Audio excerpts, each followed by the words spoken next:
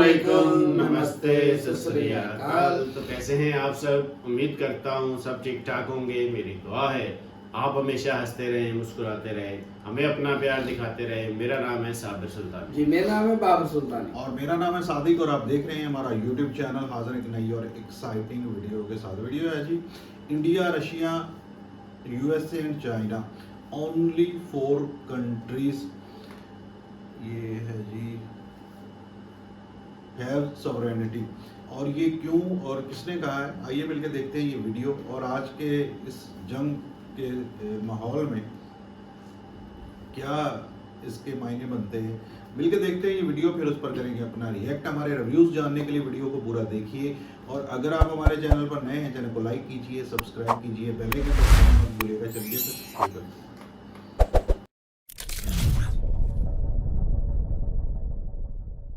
नमस्कार, welcome to career 247 में हूं प्रशांत धवन। दुनिया में आज के समय सिर्फ 4 देश बचे हैं जो पूर्ण रूप से आजाद हैं और सॉवरन हैं। ये स्टेटमेंट मेरी नहीं है, ये स्टेटमेंट आप देखोगे व्लादिमीर पुतिन के बहुत ज्यादा करीबी ऑफिशियल ओर्शनिक ने दी है। ये काफी बार भारत आ चुके हैं, आपने इनकी फोटोज देखी होगी पीयूष गोयल साहब के साथ, जयशंकर साहब के साथ। उसके अलावा ये जो अभी रिसेंटली AI समिट हुआ है भारत में, वहां पर रशिया को ये रिप्रेजेंट कर रहे थे इन इंडिया। ये आप कह लीजिए रशिया की जो विजन है और रशिया की विदेश नीति, उसमें एक बहुत ही इंपॉर्टेंट आवाज है ऑफिशियल ओर्शनिक। इनकी वीडियो हाल ही में आप देखोगे जियोपॉलिटिकल सर्कल में काफी फेमस हुई है, जहां पर ये रशियन में ये समझा रहे हैं कि दुनिया में सिर्फ 4 देश बचे हैं जो पूर्ण रूप से सॉवरन है। ये 4 देश कौन से हैं? इधर आप देख पाओगे लिखा है रशिया में किताई। किताई मतलब चाइना, ये लोग रशिया में कहते हैं। जिस तरीके से हम लोग हिंदी में कहते हैं चीन, वैसे रशिया में ये लोग कहते हैं चाइना। यहाँ पे दूसरा कंट्री है USA, फिर आता है रशिया और फिर इंडिया। इन 4 देशों के अलावा दुनिया में हर देश आप देखोगे किसी ना किसी तरीके से इनडायरेक्टली या फिर डायरेक्टली एक फॉरेन पावर द्वारा कंट्रोल किया जाता है। वहां की लीडरशिप का भी पूरा कंट्रोल नहीं है अपने खुद के देश पर। ये बहुत ज्यादा कड़वा सच है, but this is very much the reality. और मुझको पता है यहाँ पे आपके माइंड में आएंगे बहुत सारे सवाल। सॉवरेनिटी, इसका मतलब क्या होता है? सिर्फ इंडिया, US, चाइना, रशिया, सिर्फ इन कंट्रीज के पास सॉवरेनिटी क्यों है? जापान कहाँ चला गया? यूरोपियन यूनियन कहाँ चला गया? और भी खूब सारे देश है, टर्की है, वो सब देश कहाँ चले गए? वो जो जियोपॉलिटिकल थ्योरी है इनकी, वो मैं आपको समझाता हूं, मगर पहले तो ये समझ लीजिए सॉवरेनिटी का मतलब होता है खुद पर रूल करने की क्षमता। क्या आप खुद पर राज करते हैं या फिर डायरेक्टली या फिर इनडायरेक्टली? आपके देश की जो रणनीति है, जो विदेश नीति है, जो डिफेंस नीति है, ये तय की जाती है किसी और देश के कैपिटल में। ये सबसे बड़ा सवाल है। इन्होंने यहां पर कहा कि सॉवरेनिटी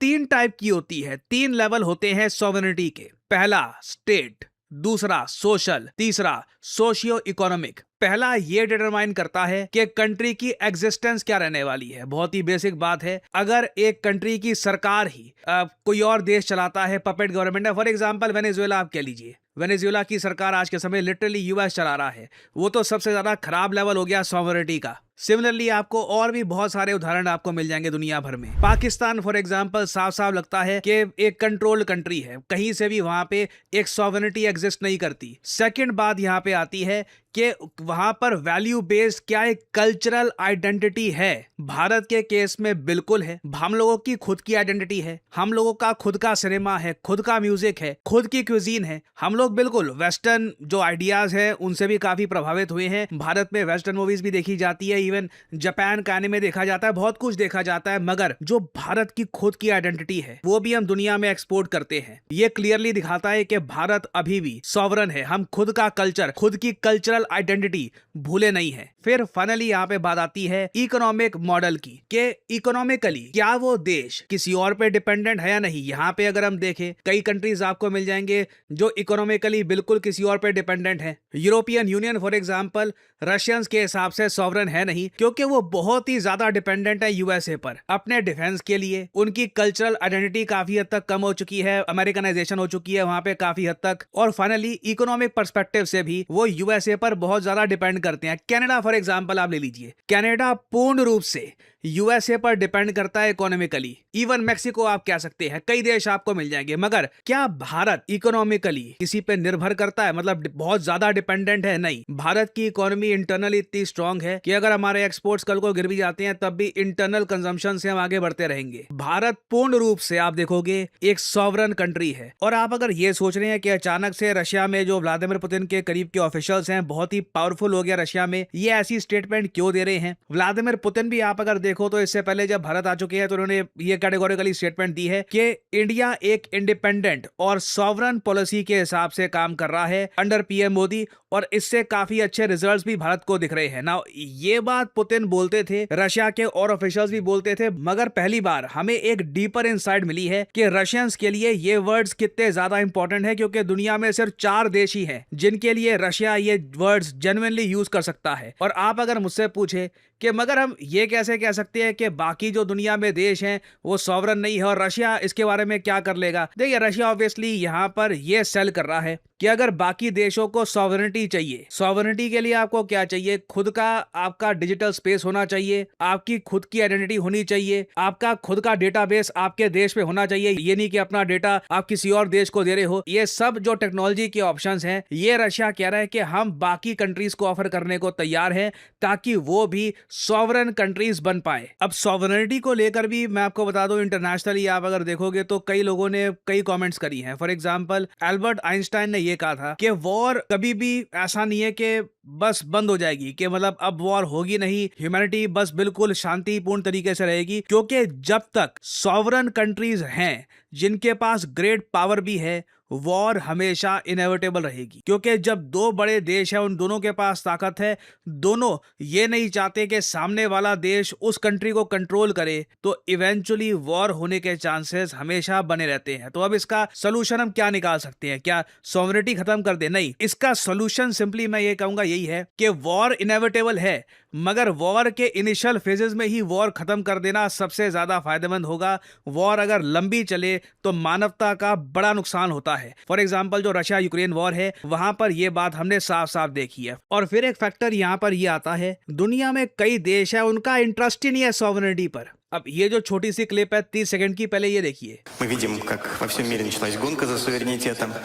По сути, сейчас формируются 4 полюса суверенитета: экономического, общественного, государственного. Сейчас мы об этом поговорим подробнее. Это США, Китай, Россия и Индия.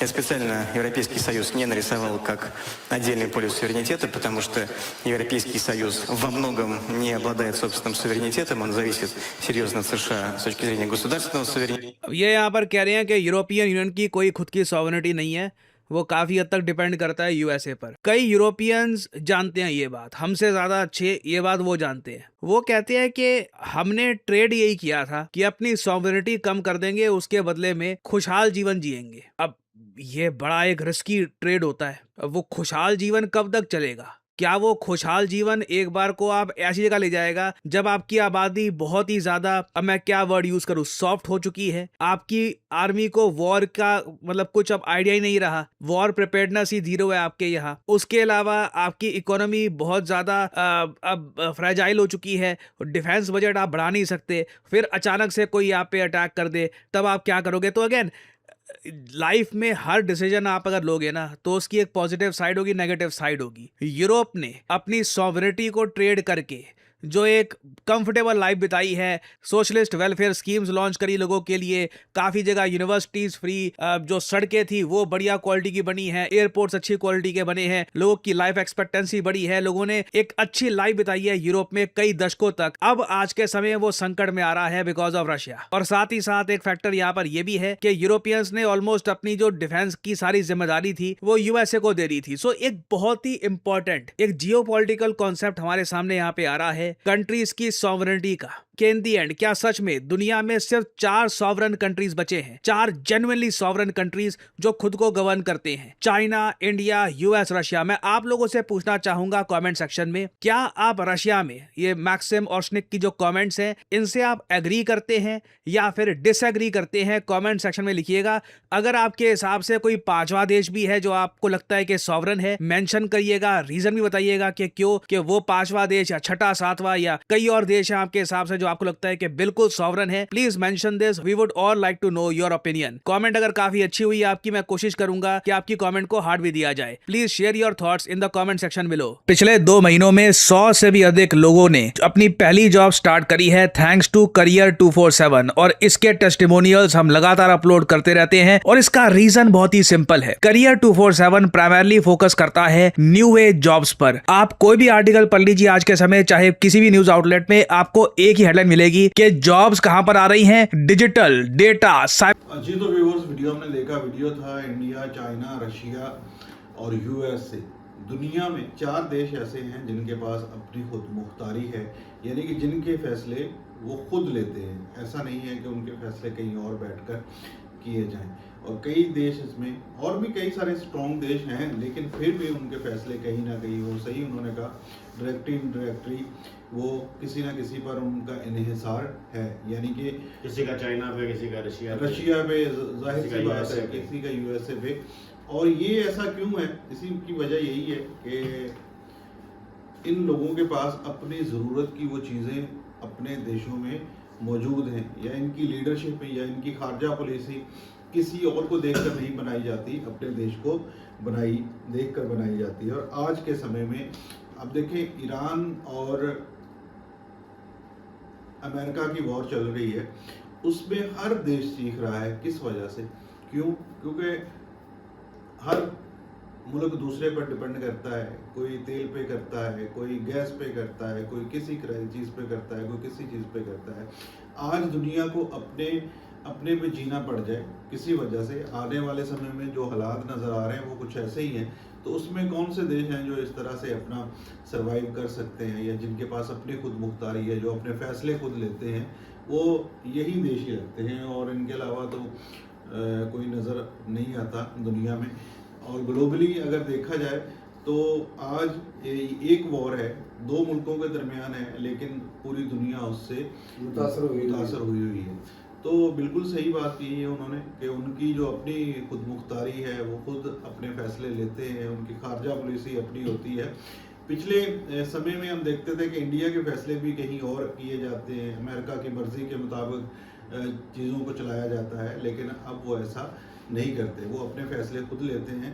और हाँ, अब जिनमें उनके अपने देश की बेहतरी नज़र आती है, उसके हिसाब से ही वो अपने फैसले लेते हैं। खास करके अगर रशिया से ऑयल लेना हो, अपने देश को फ़ायदा पहुँचाना हो, वो ईरान से भी ऑयल लेते हैं, क्योंकि बाकी देश हम नहीं ले सकते ईरान से ऑयल, क्योंकि हम IMF के अंदर, क्योंकि हमारे पास तो डायरेक्ट ही IMF बैठा हुआ है, हुकूमत कर रहा है, उसी के फैसलों पर चलता है हमारा देश।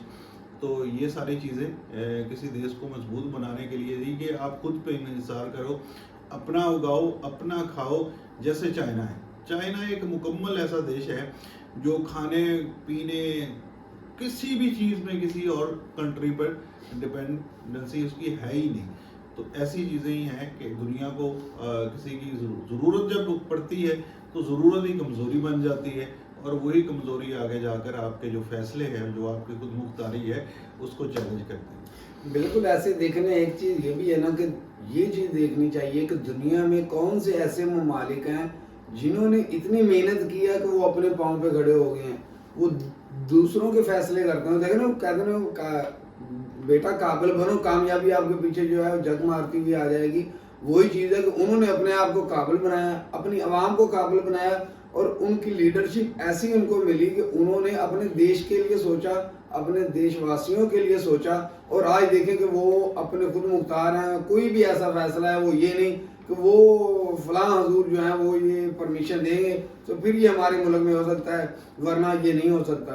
वो खुद अपने फैसले लेते हैं। कैसे लेते हैं? उन्होंने मेहनत की है, अपने मुल्क को, अपनी आवाम को इस काबिल बनाया उन्होंने कि वो खुद अपने फैसले ले सकें। तो आज देखिए दुनिया में उनका डंका बजता है, और आज दुनिया जो है उनको सलाम करती है।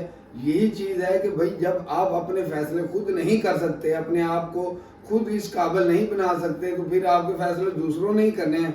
अब देखिए, आपके मुल्क के अंदर तेल महंगा हो या ना हो, जब IMF ने कह दिया तो वो आपको तेल महंगा करना पड़ेगा। क्यों करना पड़ेगा? क्योंकि आप खुद अपने फैसले नहीं कर सकते, आपके फैसले कर रहे हैं IMF। जो भी जहाँ भी होगा, ये नहीं कि अकेला ये बिजली का ही है या ये अकेला ये पेट्रोल का ही है मसला। हर चीज़ का फैसला जो है वो IMF ने करना है। वो मुल्क ऐसे हैं कि वो दूसरों के फैसले करते हैं, दूसरों के लिए जो है वो राय देते हैं कि भाई आपने ये करना है, आपने ये करना है। वो अपने बजट के अंदर जो है दूसरे मुल्कों के लिए जो है वो बजट रखते हैं, वो फंड रखते हैं कि भाई ये फलां मुल्क के लिए ये फंड है। क्यों? उन्होंने अपने आप को इस काबिल बनाया है। आज दुनिया उनका जो है वो डंका बजा रही है। यही चीज़ें हैं कि पहले अपने आप को इस काबिल बनाएं। आप खुद अपने मुल्क के साथ इतने सिंसियर हों कि आप अपने मुल्क के लिए इतनी मेहनत करें कि आपका मुल्क उस स्टेज पे आ जाए कि भाई आप अपने फैसले खुद कर सकें। नहीं तो फिर जैसे पाकिस्तान है, IMF तो फिर फैसले कर ही रहा है। बिल्कुल जी, देखिए कि चीज़ें यही हैं कि जब आप अपने आप को काबिल बनाते हैं, जब आप दुनिया को कुछ देते हैं, फिर आप दुनिया के फैसले भी कर सकते हैं। तो जब आप इन्हें लेना ही दुनिया से, सब कुछ लेना ही दुनिया से है, तो फिर आपके फैसले भी फिर दुनिया ही करती है। तो चीज़ें यही हैं कि आज देखिए कि हमारा मुल्क जी ज़रई मुल्क है जी, हमारा 70% जो दारोमदार है जी वो ज़राअत पर है, लेकिन हम फिर भी बाहर से इम्पोर्ट करते हैं। और चीज़ें यही है कि देखिए कि ये मुल्क जो है ना, ये दुनिया को एक्सपोर्ट करते हैं, वो दुनिया को चीज़ें दे रहे हैं। अपनी ज़रूरत की कुछ चीज़ें भी उसके मुताबिक वो तजारत जो होता है वो लेन देन तो फिर चलता ही है, लेकिन चीज़ें यही हैं कि वो देते हैं दुनिया को, इसलिए वो दुनिया के फैसले भी कर सकते हैं। और ये वाकई ये 4 ममालिक जो है ये दुनिया में ये सारी योगदान अगर देखा जाए तो 50% नहीं 50% जो होगा यही 4 ममालिक जो है ना दुनिया को चीज़ें प्रोवाइड कर रहे हैं, जो रोज़मर्रा ज़िंदगी की ज़रूरियात की चीज़ें हैं। तो इन्होंने अपने आप को काबिल बनाया। आप देखिए चाइना हमारे से बाद में आज़ाद हुआ और वो देखिए कहाँ से कहाँ चला गया। उन्होंने कौन सी नीतियाँ अपनाई, कौन सी चीज़ें उन्होंने ऐसे बनाए, कानून बनाए कि आज वो कहाँ पे है और वो सुपर पावर जो कभी अमेरिका सुपर पावर है उसको वो चैलेंज कर रहा है। और वो अभी ऑफिशियली तौर पे अनाउंस नहीं हुआ, लेकिन अगर देखा जाए तो इस वक्त चाइना ही सुपर पावर है। लेकिन फिर भी चीज़ें ये देखिए कि चाइना के बाद अभी रिसेंटली पिछले जो 90 की दहाई में इंडिया ने अपने आप को चेंज किया, इन्होंने नीतियाँ अपनाई, वो चीज़ें अपनाई और उन पे ऊपर अमल किया, तो वो आगे बढ़ते रहे। और जब तक वो अमल करते रहेंगे, आगे बढ़ते रहेंगे, और अगर फिर आगे चल के वो भी सियासी नारों में तब्दील हो जाएगा तो फिर वो उसका भी तरक्की का सफ़र जो है वो रुक जाएगा। तो चीज़ें यही हैं, जिन लोगों ने अपने अवाम के बेहतरी के लिए सोचा है वो ममालिक खुद ब खुद तरक्की करते हैं। अवाम को तालीम, सेहत और रोज़गार के लिए स्टार्टअप्स मुहैया करने पड़ते हैं। तो वो चीज़ें देख लीजिए कि ये तरजीहात जिस गवर्नमेंट की भी है, वो चाहे कोई भी कंट्री है, चाइना हो, रशिया हो, USA हो, इंडिया हो, या चाहे वो पाकिस्तान भी बन सकता है, अगर ये चीज़ें उनकी बुनियादी ज़रूरियात के ऊपर जो तरजीहात में शामिल हैं कि भाई हमने अपने लोगों को तालीम, आला तालीम देनी है और सस्ते में देनी है, और फिर हमने उसके आगे उनको अच्छी सेहत देनी है, और उसकी सहूलियत हमने देनी है, और फिर हमने उनको स्टार्टअप भी मुहैया करने हैं। तो फिर वहाँ से काबिल लोग निकलते हैं और फिर वो अपने मुल्क को लेकर भी आगे चलते हैं। तो यही चीज़ें हैं। तो बिल्कुल जी, ये 4 कंट्रीज़ जो है वो दुनिया के अंदर जो है ना अपना लोहा मनवा रही हैं। कौन कैसे मनवा रही हैं? क्योंकि उनकी आवाम काबिल हुई है, उनके लोग जो है ना वो मेहनत कर रहे हैं और आज उनका डंका बज रहा है। तो यही चीज़ें हैं, जिन्होंने अपनी आवाम को काबिल बनाया, उनको स्टाटस मुहैया किए, फिर वो दुनिया के फैसले करते हैं। अगर जिन्होंने अपने आप को काबिल नहीं बनाया और उनको मांगने पे लगाए रखा, तो फिर पाकिस्तान की तरह दुनिया ही उनके फैसले करती है, वो कभी भी अपना कोई भी फैसला नहीं कर पाते। तो इसलिए हमें अपने आप को काबिल बनाना चाहिए। तो जब हम काबिल बन जाते हैं तो फिर दुनिया में हमारी भी इज्जत होती है। अगर हम अपने आप को काबिल नहीं बनाते तो फिर ऐसे ही है जैसे आज हम दूसरों की जो है ना वो मुलाकातें तो करवा रहे हैं, लेकिन उसका कोई इम्पैक्ट हम डाल नहीं पाते। बिल्कुल जी, मुलाकातें करवाई जा रही हैं, अपने उसका फ़ायदा हमें कुछ हो नहीं रहा। वीडियो अच्छा लगे लाइक एंड सब्सक्राइब ज़रूर कीजिएगा। मिलेंगे एक और वीडियो में, तब तक के लिए